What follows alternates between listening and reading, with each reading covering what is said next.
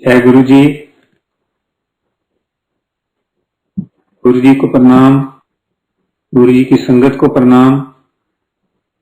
मैं अपना जो सत्संग है वो गुरु जी के साथ जो गुरु जी से जुड़ा था मैं वो शेयर कर रहा हूँ, जो तकरीबन 28 ईयर्स पुराना है। मैं उस टाइम जलंधर में मिला था गुरु जी को पहली बार, पर मैं जो मेरी पोस्टिंग थी वो चंडीगढ़ में थी। मैं water supply sewerage board Punjab का चंडीगढ़ में काम करता था, और हमारे जो ऑफिस थे वो सारे पंजाब में थे, और उनमें जलंधर में भी ऑफिस था। तो जब मैं जलंधर में, मेरे एक बॉस ने मेरे को बोला भी आपको किसी सैटरडे वाले दिन वहां जलंधर जाना है, जलंधर के ऑफिस में कुछ काम है। तो मैंने अपना, मेरा प्रोग्राम बन गया, मैं सैटरडे को जाना था। तो फ्राइडे को मेरे ऑफिस के दो कलीग्स थे, mister jam and mister Sanjeev, वो कहते थे भी आप दोनों हमें हमें मतलब आप हम दोनों ने आपके साथ जाना है, अगर आप हमें ले चलो तो मैंने कहा ठीक है चलो मेरे साथ। तो हम चले गए, और जब हम वहां गए तो मुझे कुछ नहीं पता, उन्होंने कहा हमने किसी को मिलना है। तो हम गए वहां जलंधर, जैसे बस स्टैंड के पास गए तो उन्होंने फिर मुझे बताया भी इधर डिफेंस कॉलोनी है, वहां 300 नंबर में हमने जाना है। तो मैंने वहां उनको ड्रॉप कर दिया और मैं अपना आगे ऑफिस चला गया, ऑफिस के काम से। और जहां मेरा अंदाजा था भाई 1 बजे या 1:30 बजे मैं फ्री हो जाऊंगा, तो उनको मैंने कहा मैं आपको यहाँ से पिक कर लूंगा और वापस चलेंगे। उन्होंने कहा हाँ ठीक है, हम भी तब तक हम भी फ्री हो जाएंगे। जब मैं वहां अपने ऑफिस गया काम करने, तो कुछ काम लंबा हो गया और वहां टाइम ज्यादा लग गया। और इवन जो वहां के लोकल ऑफिसर थे, जब लंच टाइम हो गया तो कहते हैं भाई हम लंच करके फिर काम कंटिन्यू करते हैं। तो वो काम फिर मैं करता रहा, और जब मेरा काम कंप्लीट हुआ तो उस टाइम तकरीबन 6:45 बजे थे शाम के।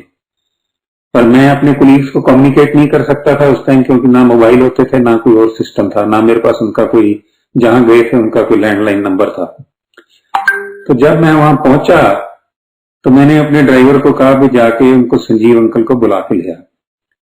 तो ड्राइवर वापस आ गया, कहता है जी आपको अंदर बुला रहे हैं। मैंने फिर मना कर दिया, मैंने कहा नहीं पहले ही लेट हो गए हैं, तो संजीव को कहो भाई अब चलें, नहीं तो फिर अंदर आऊंगा तो फिर चाय वगैरह की फॉर्मेलिटी होती है, किसी के घर जाएंगे।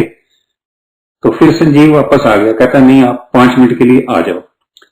तो फिर मैंने कहा बार बार कह रहे, तो मैं चला गया अंदर। जैसे ही अंदर गया तो गेट के खोला तो वहां मतलब लोगों ने अपने जोड़े उतारे हुए थे, चप्पलें और जूते। और मेरे को थोड़ा सा डिफरेंट लगा भी, घरों में नॉर्मली पंजाब में दिल्ली में ऐसा होता नहीं है, पर मैंने भी अपने जूते उतारे और हाथ धो के अंदर चला गया। तो जैसे ही मैंने मेन डोर खोला तो मुझे लगा कि मैं किसी ने डिफरेंट वर्ल्ड में आ गया। उस जगह का कुछ ऑरा ऐसा था, उस जगह की खुशबू ऐसी आ रही थी भी, नॉर्मली मतलब बहुत मुझे लगता था जैसे कोई बंदा, सुनते हैं ना मैं स्वर्ग में पहुंच गया हूं मैं, या इतनी अच्छी जगह पे पहुंच गया हूं जो मतलब बियॉन्ड इमेजिनेशन है। मुझे बड़ा अच्छा लगा, मैंने कहा बड़ा अच्छा लोगों ने, इन्होंने अपना घर गुर रखा हुआ है। पर थोड़ा सा अंदर गया तो लेफ्ट साइड पे एक डोर था, वो एंट्रेंस डोर था फॉर द लिविंग रूम। तो मैं जैसे ही गया तो गुरुजी वहां बैठे थे अपने आसन पे, अपनी कुर्सी पे बैठे थे। और जैसे ही मैं एंटर किया तो गुरुजी ने अपना हाथ उठा के घड़ी दिखाई, कहते देख संजीव तेन कहा सी ना मैं भी तेरा हरगोविंद रोड़ा 7 बजे आऊगा, मलाला कड़ी। अच्छा, जब गुरुजी ने ऐसे कहा तो मतलब मेरे को लगा भी गुरुजी को मेरा नाम कैसे पता है। पर वो गुरुजी का पर्सनैलिटी ऐसी थी भी जैसे वो बैठे थे तो मैं भी जाके उनके चरण छुए और बैठ गया मैं भी। तो मुझे लगा भी गुरुजी जो है कुछ टाइम बाद कुछ प्रवचन करेंगे या कुछ बताएंगे, पर ऐसा कोई प्रवचन वगैरह नहीं किया गुरुजी ने। तो थोड़ी देर बाद वो शब्द चलना शुरू हो गया, मेरा वाले साइयां रखी चरणों दे कोल। बाद में मुझे पता लगा कि ये जो शब्द है ये गुरुजी का मोस्ट फेवरेट शब्द था।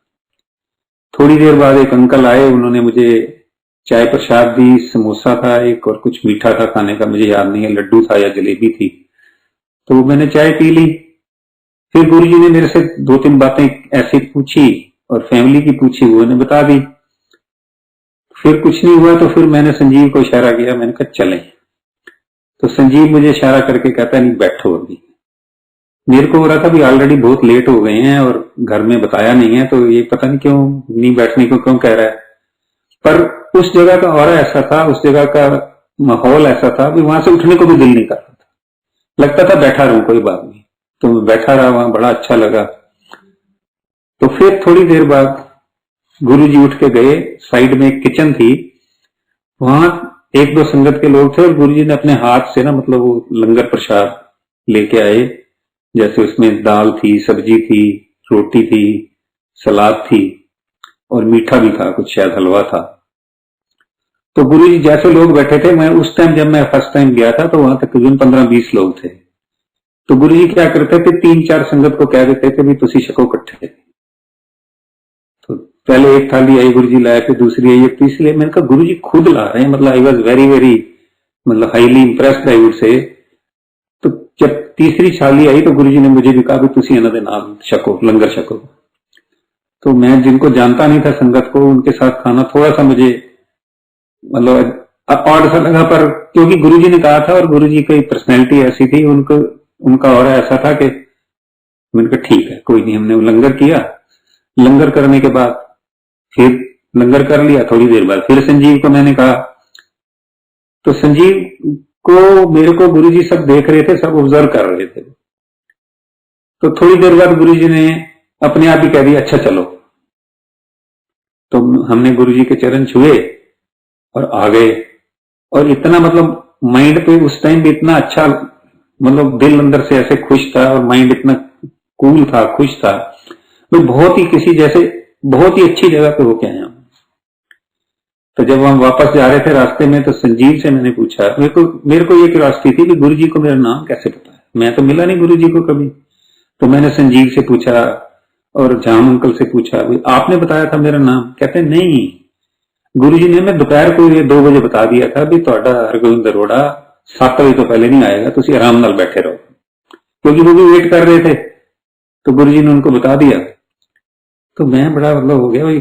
फिर मुझे संजीव ऐसे बातें बुतें करते रहे। मैंने कहा गुरुजी क्या मतलब प्रवचन तो किया नहीं इन्होंने, कुछ बोले नहीं। और कहते नहीं, इनका जो है ना मतलब अलग है, ये कोई प्रवचन नहीं करते, ये हर एक के साथ अपने साथ जिसको भी जोड़ना है 1 to 1 जोड़ते हैं और सारी उसकी वो करते हैं।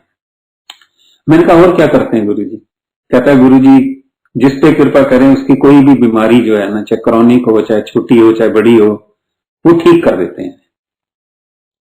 तो मैं ऐसी बातें करते करते हम चले गए वापस। जब मैंने जाके वाइफ को बताया ऐसे ऐसे भी मैं गया था गुरुजी के पास, तो नेक्स्ट डे संडे था, तो कोई बात नहीं हुई। फिर अपना रूटीन शुरू हो जाती है, जैसे ऑफिस की मंडे से रूटीन शुरू हो गई। नेक्स्ट सैटरडे मॉर्निंग को मेरे को संजीव का फोन आया भी हम दोबारा जा रहे हैं, इस बार अपनी प्राइवेट कार लेके, आपने चलना है। तो मैंने इसको मतलब कह दिया नहीं मैंने नहीं जाना। तो मेरी वाइफ बैठी थी साथ, वो कहती भी आप कह रहे थे गुरुजी बैक मतलब तकलीफ ठीक कर देते हैं, बीमारी ठीक कर देते हैं, तो मेरी इतने सालों से बैक पेन है, तो हम चलते हैं गुरुजी के पास। मैंने फिर भी कह दिया, मैंने कहा अब तो देखो चले गए होंगे। कहते नहीं एक बार ट्राई करो। मैंने दोबारा संजीव को फोन किया, संजीव से बात हो गई, वो कहता हम आधे घंटे बाद आएंगे, आपको लेके चलेंगे। हम चले गए जलंधर, तकरीबन 2.5 घंटे का रास्ता है चंडीगढ़ से। तो रास्ते में मुझे संजीव ने और जाम अंकल ने बताया कि गुरुजी को कहना कुछ नहीं है, इनको सब पता है, जब उन्होंने करना होगा अपने आप करेंगे। हम गए गुरुजी के पास, बड़ा अच्छा लगता था। 11:30 पौने 12 पहुंचे। गुरुजी भी आते थे अपनी मेडिटेशन कंप्लीट करके, जिस टाइम भी उनकी 12 बजे, कभी 12:30 बजे, कभी जल्दी भी आ जाते थे। तो वही मतलब वहां शब्द चलते रहते थे और लंगर मतलब चाय प्रसाद मिलता था, फिर उसके बाद लंगर प्रसाद, फिर शाम को फिर चाय। तो ऐसे हम गए, बहुत अच्छा लगता था, मतलब वहां बैठ के बहुत ही अच्छा लगता था। मतलब ऐसा वहां पर एटमॉस्फेयर ऐसा था, ऐसा वो था, ऑरा था गुरुजी का कि उठने को मन नहीं करता था।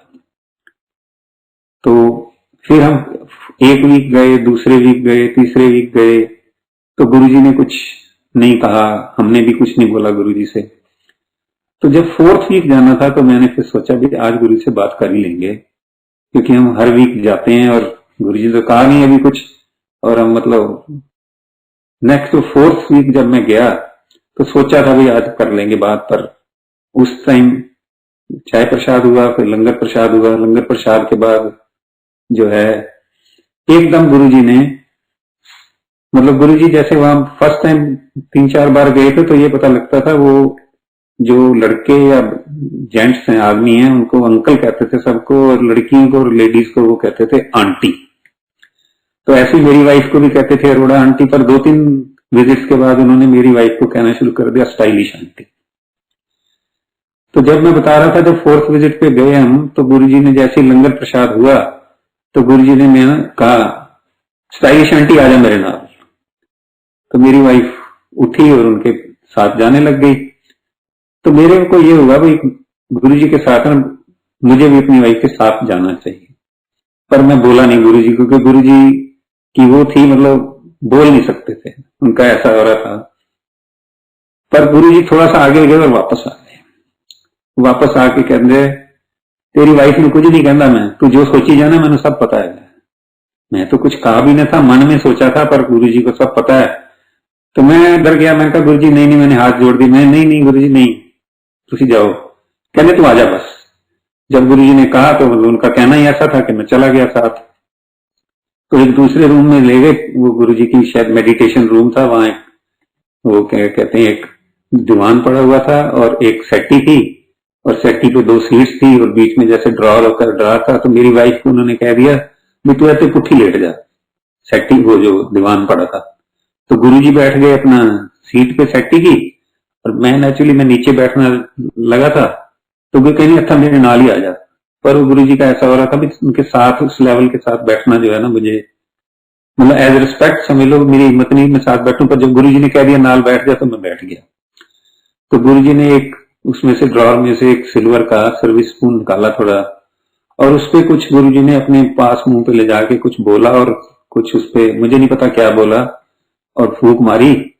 और उसके बाद मेरी वाइफ को स्टार्ट कर दिया उन्होंने, जैसे रीढ़ की हड्डी होती है तो एक एक जो ज्वाइंट होता है उस पे उसके साथ प्रेस करते थे। तो प्रेस करते थे तो थोड़ी जैसे हम उंगलियों को करते हैं ऐसे आवाज आती है, तो हर एक उसके ज्वाइंट से आवाज आती थी। और ये गुरुजी करते रहे तकरीबन 3 मिनट किया गुरुजी ने, और 3 मिनट तक लास्ट उसके ज्वाइंट तक पहुंच गए।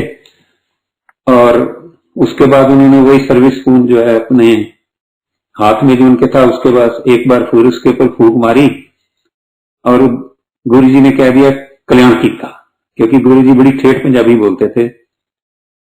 तो मेरी वाइफ जो है वो अभी लेटी हुई थी, तो उसकी आंखों में से आंसू निकल रहे थे बहुत ज्यादा। तो मुझे ऐसे लगा शायद पेन हुई है या पता नहीं क्या, क्यों आंसू निकल रहे हैं या कष्ट निकल रहा है। तो गुरुजी ने कहा अच्छा, गुरुजी कह के चले गए और हमें कह गए आ जाओ। हम चले गए, वहां से दरबार में बैठ गए, और मेरी वाइफ जो है लगातार रोए जा रही थी। तो मुझे मतलब बाद में समझ आई भी ये जो रोने का था, ये जो आंसू निकल रहे थे, एक कष्ट निकल रहा था। फिर मैंने गुरुजी से मतलब वहां अपनी वाइफ से पूछा भी कैसे है, कहती अभी तो ठीक है, बस शाम तक पता लगेगा। तो उस दिन हम मतलब गुरुजी ने हमारा कल्याण किया और हम शाम तक बैठे रहे। और शाम को जब घर गए, मैंने रास्ते में पूछा तो देन शी टोल्ड के मैं कल बताऊंगी, अभी तो ठीक है। नेक्स्ट डे फिर पूछा तो कहती मेरे को कोई पेन नहीं है। और वो गुरुजी की ऐसी कृपा हुई, वो जो पेन है उसके बाद till she lived up two year 2005 when she died because of cancer, वो पेन दोबारा नहीं हुई, इतनी गुरुजी की कृपा हुई। और हमारा जो बिलीफ है वो इतना हो गया कि हम गुरुजी के पास जो है जब वीकेंड आता था तो होता था भी जाते हैं गुरुजी के पास, हर वीक चले जाते थे वहां। जो पहले रूटीन होती थी भी वीकेंड आया तो चलो किसी को मिलेंगे, किसी कहीं घूमने जाएंगे या कहीं और जाएंगे, पर हमें ये होता था गुरुजी के पास जाना है। हम गुरुजी के पास जाते थे, बहुत अच्छा लगता था।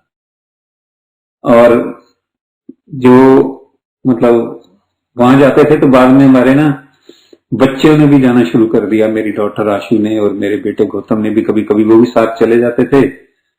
तो जब जाते थे तो गुरुजी कई बार अच्छे उसमें होते थे, तो वो कई बार अपनी वो जो चाय या पी रहे होते थे या कभी जूस पीते थे, तो जब वो पी लेते थे तो थोड़ा सा जो है ना किसी संगत को बुला के उसको दे देते थे। तो वो इतने संगत खुश होती थी, इतने अपने आप को लक्की समझते थे। तो मैं भी सोचता था शायद गुरुजी हमें भी कभी देंगे, पर बाई चांस वो हमारे सौभाग्य में नहीं था।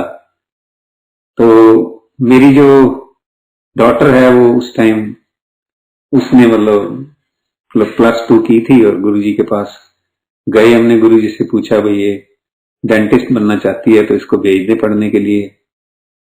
तो गुरुजी ने कह दिया नहीं, इन्नी सोहनी कुड़ी हैगी है, इन्हों कादे वास्ते भेजना, BA कराओ ते ब्याह कर दे। तो वो मेरी डॉटर जो है थोड़ी उदास हो गई, थोड़ा रोने भी लग गई। फिर जब दोबारा गए गुरुजी के पास, 2 बार फिर गए, तो फिर तीसरी बार जब वो फिर रो रही थी तो गुरुजी ने कह दिया अच्छा चलो भेज दे मैंने। तो जब गुरुजी कभी अच्छे मूड में होते थे तो किसी संगत को भी कह देते थे अच्छा तो कोई गाना सुना। उस टाइम जो संगत होती थी ना गुरुजी के पास, वो बस 25-30 ऐसे लोग होते थे, 25-30-35 की संगत होती थी, या फिर कुछ आए तो कुछ चले जाते थे, मतलब बहुत बड़ी संगत नहीं होती थी। तो कई बार गुरुजी अच्छे मूड में होते थे तो कह देते थे अच्छा आ गया, कोई आता था आईएएस अफसर आता था, कहते आ गया IAS, I am sorry service और सर्विस। कभी कोई पीडब्ल्यूडी वाला आता था तो कह देते थे पेंटा वाले डकैत। कभी कोई सीपीडब्ल्यूडी वाले आते तो कहते चिटियां पेंटा वाले डकैत। ऐसे उन्होंने गुरुजी ने सबके वो रखे हुए थे, जो सिविल सर्विस के, पंजाब सिविल सर्विस के, एक्साइज सर्विस के, पुलिस सर्विस के, सबके गुरुजी ने कोई ना कोई ऐसा शॉर्ट सा वो रखा होता था, जस्ट मतलब जैसे होता है ना for the lighter side of the things. तो फिर गुरुजी के जो है ना, कोई किसी को कह देते थे, वो जैसे किसी लेडीज को कह दिया भाई चल आजा तू मेरे पैर दबा, तो जिसको कहते थे उसके मतलब चेहरे पे इतनी खुशी आ जाती थी, इतनी खुशी आ जाती थी, वो जो जो देख के ही मतलब पता लग सकती है, मतलब वर्ड्स में बयान करना बहुत मुश्किल है। एक दिन मेरा बेटा बैठा था गौतम, उसको बुला लिया गुरुजी ने, तो कहते गुरुजी ने कहा अच्छा पैर दबा। तो वो ना गुरुजी के पैर बड़े आराम से दबा रहा था, तो गुरुजी कहते क्यों तू भी जनानी होगी दवाई जाना चंगी तरह दबा। तो उसने गुरुजी को कहा जी गुरुजी तुहाडे पैर इन्ने सॉफ्ट ने कि मैं चाहता सी कि तुहानू रिलीफ मिले ते दर्द मतलब पेन ना होवे। तो गुरुजी कहने नहीं चंगी तरह दबा, तो वो बड़ा खुश हुआ। तो जिस पे गुरुजी की कृपा होती है उसी को मतलब ये मौका मिलता है। और एक बार क्या हुआ, कोई इलेक्ट्रीशियन की जरूरत थी, कुछ प्रॉब्लम हो गई थी, तो गुरुजी ने कहा किसी इलेक्ट्रीशियन को बुलाओ।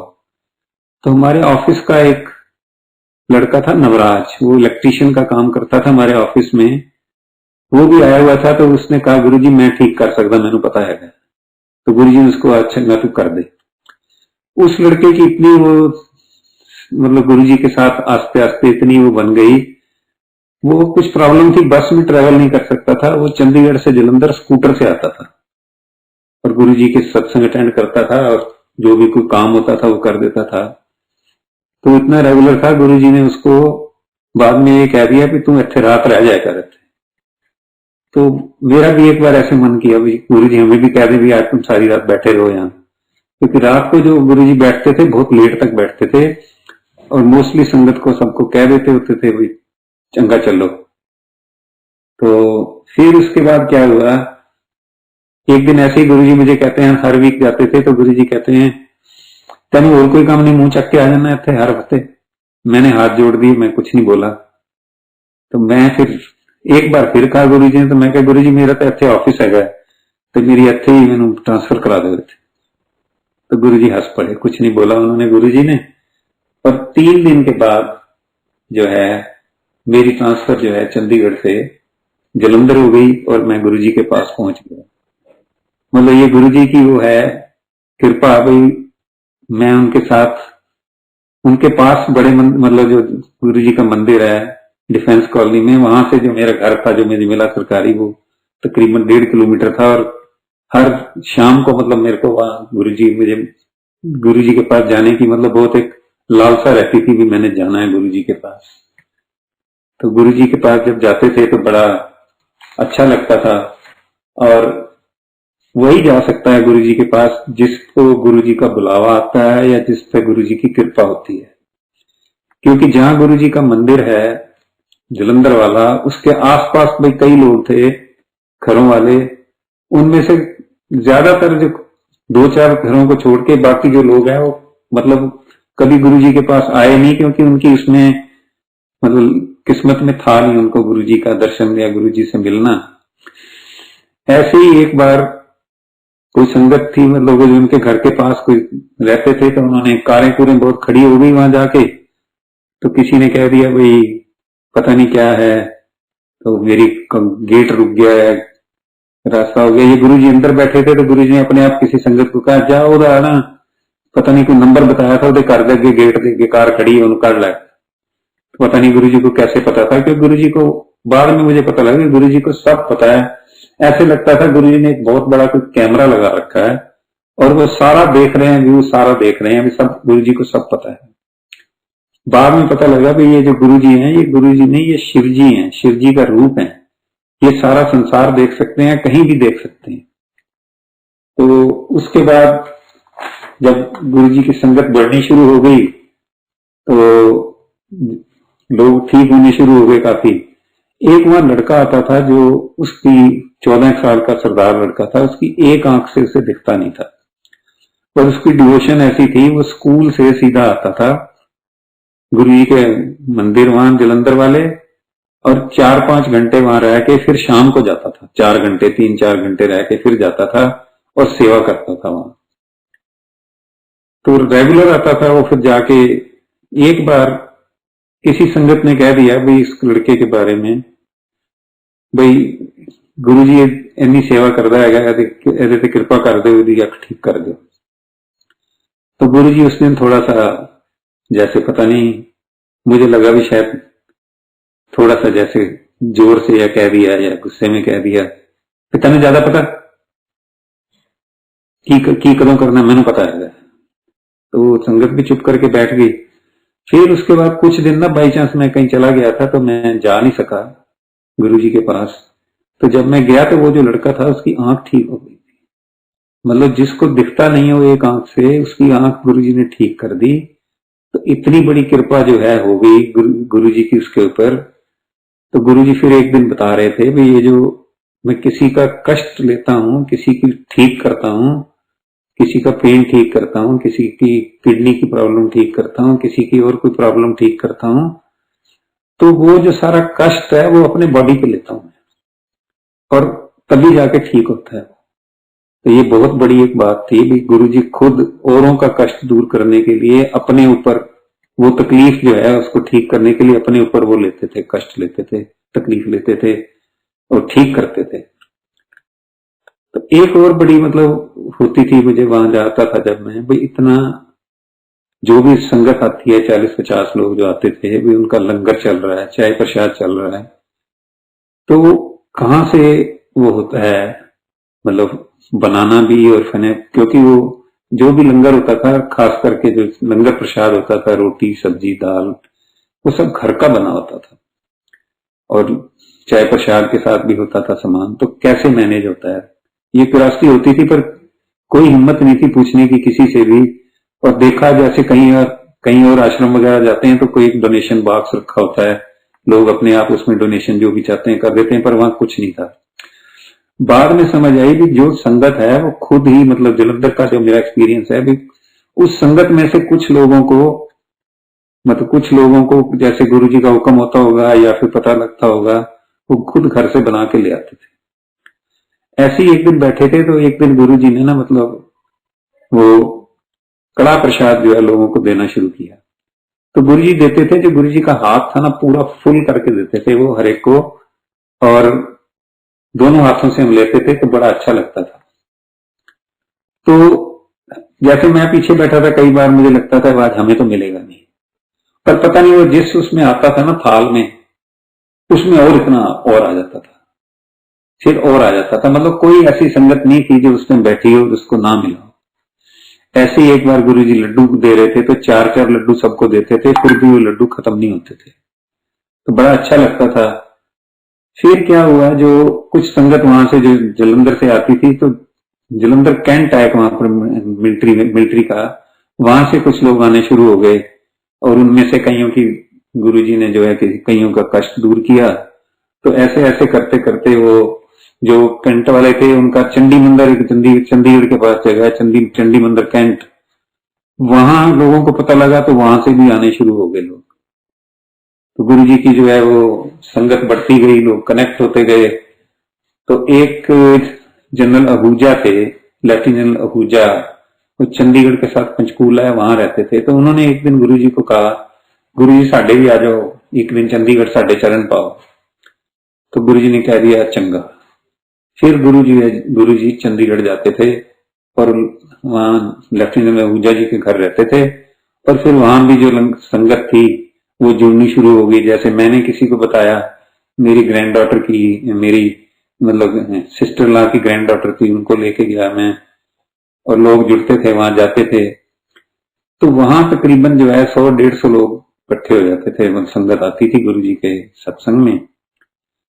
और बड़ी मतलब मैं आपको बताना चाहता हूँ, एक लड़का था हमारे, उसने मुझे किया था अपना नाम नहीं मेरे को बताना किसी को भी, मेरी सेवा गुप्त रखनी है, वो और उसकी वाइफ, क्योंकि वो लड़का मतलब यंग था, तकरीबन 35 साल का, और उसका बड़ा ब्रदर था वो 40 साल का होगा। ये 4 लोग तकरीबन 100-150 लोगों के लिए घर से लंगर प्रसाद बना के लाते थे। और एक दिन नहीं, लगातार जितने दिन गुरुजी रहे, 7 दिन रहे, 8 दिन रहे, 4 दिन रहे। तो एक दिन मैंने उससे पूछा, मैंने कहा आप इतनी सेवा करते हो तो बड़ा ये मेहनत वाला काम है और पैसा भी लगता होगा। कहते हैं गुरुजी करवा रहे हैं, हम कुछ नहीं करते। बड़ी उनकी श्रद्धा थी। कहते हैं गुरुजी की कृपा है और हमारे को गुरुजी ने ये मौका दिया है।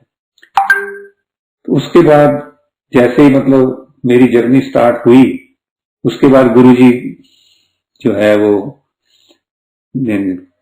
उन्होंने ग्रेटर कैलाश गए। फिर ग्रेटर कैलाश के बाद वो सुधा आंटी घर एम्पायर स्टेट जाते थे। एम्पायर स्टेट के बाद फिर वहीं से सारी जो बड़े मंदिर की जो सारी जो प्लानिंग है और जो गुरुजी ने बनाया है, वो कई सत्संग और संगत ने शेयर किए हैं। वे जैसे वहां करते थे तो सांप आ जाते थे, तो एक दिन गुरुजी गए वहां, तो गुरुजी ने कह दिया अच्छा कल तो कोई सांप नहीं आएगा। तो 2000 मेरी वाइफ जो है वो 2002 में उनको कैंसर हो गया था और 2005 में उनकी डेथ हो गई। तो ये जो मेरा पीरियड था 3 साल का, इसमें मैं मतलब चाहे मेरी वाइफ की कितनी भी तबीयत खराब होती थी तो कहती थी मेरे को एम्पायर स्टेट गुरुजी के पास ले चलो। गुरुजी के पास जाते थे हम, बड़ा अच्छा लगता था। पर कुछ ऐसी प्रॉब्लम हुई, वो कैंसर ठीक नहीं हुआ, 2005 में उनकी डेथ हो गई। तो फिर पता नहीं कैसे, जैसे होता है गुरुजी का हुक्म समझ लो, मेरा गुरुजी के पास नहीं जा सका। कुछ मैं ऑफिस की वजह से, कुछ मैं रिटायर हुआ 2006 में, पर गुरुजी की कृपा रही मेरे पे। चाहे मैं नहीं गया, गुरुजी की कृपा रही। गुरुजी ने 2007 में मेरी बेटी आशु और बेटे गौतम की मैरिज जो है वो करवाई गुरुजी ने, और both are leading very happy life. फिर उसके बाद मेरा बेटा गौतम ट्रांसफर हो गया दुबई, 2008 में चला गया। मैं भी गया उसके बाद 2-3 साल बाद, वहां रहना शुरू कर दिया। 2015 में मेरी ग्रैंड डॉटर, जो मेरी सिस्टर लॉ की ग्रैंड डॉटर थी, उसकी मैरिज हुई और वो दुबई आ गई। तो उसने कहा गुरुजी का यहाँ सत्संग होता है। मैंने कहा नहीं है, तेरे को गलती लगती होगी, गुरुजी तो यहाँ कैसे सत्संग होता है? कहती नहीं, हर फ्राइडे को होता है। फिर वो मेरे को लेके गई और गुरुजी का वो जो सत्संग होता था हर फ्राइडे को, इतना अच्छा लगता था। हर फ्राइडे को हम जाते थे, बहुत अच्छा लगता था। इनफैक्ट वेट होती थी कि कब फ्राइडे आएगा और हम सत्संग पे जाएंगे। और जब वहां जाते थे सत्संग पे, तो इसके बाद एक ना वो शुरू हो गए थे, अमृत वेला सत्संग शुरू हुए थे। जो अमृत वेला सत्संग है वो हमारा एक छोटा ग्रुप था, वहां से स्टार्ट हुआ था। तो हर फ्राइडे मॉर्निंग होता था। तो तीन जो सत्संग होते 3 फ्राइडेज को, वो 5:30 बजे होते थे। और जो एक फ्राइडे होता था, थर्ड फ्राइडे, वो 4 बजे होता था। तो मैं 4 बजे वाले सत्संग में नहीं जाता था, बाकी 5:30 वाले तीनों मॉर्निंग में जाता था। एक दिन गुरुजी मुझे सपने में आए, कहते तू ना अमृत वेला जाना बंद कर दे, तू मर्जी है 5:30 बजे जाना है, तू 4 बजे नहीं जाता, तो मर्जी नाल नहीं जाना, तू सारी बंद कर दे। मैं कहा नहीं गुरुजी। मैं उसके बाद जैसे गुरुजी का बंद कर दे, मैंने हाथ जोड़ दिए, मैंने कहा नहीं गुरुजी। उसके बाद में सवेरे 4 बजे जो अमृत वेला सत्संग होता था, बल्कि उसमें मैं सबसे पहले पहुंचता था, क्योंकि गुरुजी ने कहा था और अच्छा लगता था। गुरुजी मुझे ब्लेस कर रहे हैं, मुझे कह रहे हैं, तो मैं वहां जाता था, बड़ा अच्छा लगता था। फिर उसके बाद जब ये कोविड स्टार्ट हो गया मार्च 2020 में, तो हमारे जो वीकली सत्संग थे वो भी बंद हो गए।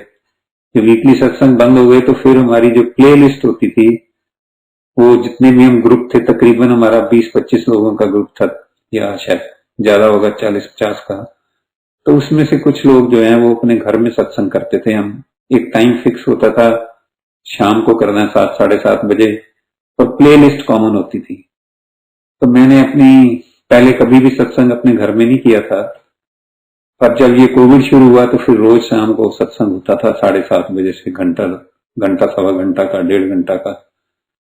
तो बड़ा अच्छा लगता था, मतलब घर में रोज सत्संग हो रहा है। कि कोविड में तो जो मेरे दोनों ग्रैंड सन्स थे, माहिर एंड रूहान, वो जब आके मत्था टेकते थे तो इतनी उनकी मतलब श्रद्धा से वो मत्था टेकते थे, कहते थे गुरुजी ब्लेस करो, गुरुजी ब्लेस करो। और गुरुजी ने हमारी हमेशा ब्लेसिंग की है, और बड़ा अच्छा लगता था। गुरुजी की 2-3 चीजें जो है, जो गुरुजी कहते थे, वो मैं शेयर करना चाहता हूँ। एक तो गुरुजी कहते थे कि ਜਦੋਂ मेरे को आते हो, ਤੁਹਾਡੀਆਂ ਜਿੰਨੀਆਂ ਵੀ ਕੋਈ ਡੋਮੈਸਟਿਕ ਵਰੀਜ਼ ਹੈਗੀਆਂ ਜਾਂ ਹੋਰ ਕੋਈ ਗੱਲਾਂ ਹੈਗੀਆਂ, ਸਾਰੀਆਂ ਭੁੱਲ ਕੇ ਜਿੰਨੀ ਦੇਰ ਮੇਰੇ ਕੋਲ ਬੈਠਣਾ ਬੈਠੋ, ਪਰ ਆਪਣਾ ਜਿਹੜਾ ਕੰਸੈਂਟਰੇਸ਼ਨ ਜਾਂ ਫੋਕਸ ਜਿਹੜਾ ਹੈਗਾ ਉਹ ਸਤਸੰਗ ਤੇ ਹੀ ਰੱਖੋ, ਹੋਰ ਇੱਧਰ ਉੱਧਰ ਦੀਆਂ ਗੱਲਾਂ ਨਾ ਸੋਚੋ। ਕਹਿੰਦੇ ਸੀ ਜਿਵੇਂ ਜੁੱਤੀਆਂ ਬਾਹਰ ਲਾ ਕੇ ਆਉਂਦੇ ਹੋਏ ਆਪਣੀ ਸਾਰੀ सोच बाहर ला के आओ। और गुरुजी और भी 1-2 चीजें कहते थे, जैसे कहते थे भी उनको ये कहते थे भी ਜਦੋਂ ਤੁਸੀਂ ਬਾਹਰ ਆਉਂਦੇ ਹੋ, ਜਰਾਬਾਂ नहीं पा के आनी, बूट उतार दो, जराबां उतार के आओ, जराबां पा के अंदर नहीं आना। एक दिन बैठे थे तो किसी को कह रहे थे तब ज्यादा ठंड लगती तो जराबां पाई फिरना, तो हम समझ गए भी गुरुजी को ये चीज पसंद नहीं। तो गुरुजी के साथ जो मेरी जर्नी है वो बीच में 2005 से लेकर 2015 तक मैं जा नहीं सका, पर गुरुजी की जो है कृपा हमेशा बनी रही है।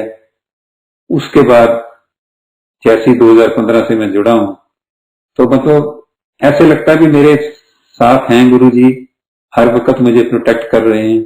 मुझे कोई भी प्रॉब्लम आएगी तो मेरी वो अपने आप देखेंगे, उसका सोल्यूशन निकालेंगे, मेरी केयर करेंगे। इससे बड़ा और जिंदगी में क्या मिल सकता है कि एक गुरुजी के साथ हम जुड़े हुए हैं और वो हमें इतना प्यार करते हैं, इतना हमारे लिए हमारा ध्यान रखते हैं। बस मेरी यही प्रार्थना है सारी संगत से, भाई गुरुजी के पास साथ जो फेथ है उसको, जैसे कहते हैं ना, ब्लाइंड फेथ रखो। गुरुजी अपने आप जिसकी जो जरूरत होगी या जितनी जरूरत होगी वो पूरी करेंगे और हमेशा ब्लेस करेंगे। जय गुरुजी, शुक्राना गुरुजी, गुरुजी हर पल शुक्राना। जय गुरुजी, जय गुरुजी।